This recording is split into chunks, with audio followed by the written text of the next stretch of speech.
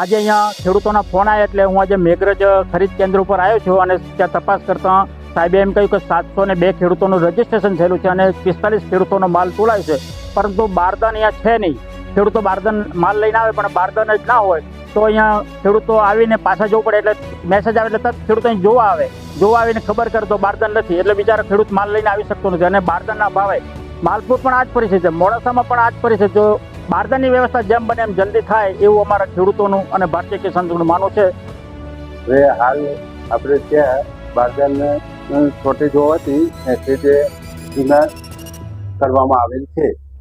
Message આ રીતના ધીમા ચાલુ છે. પટેલ જલાભાઈ કુબીરભાઈ, હું જાતે ખેડૂત છું.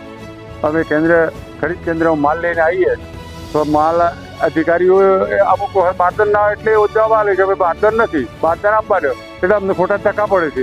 તો જેમ મને બારદાનની જોગવાઈ કરવા વિનંતી.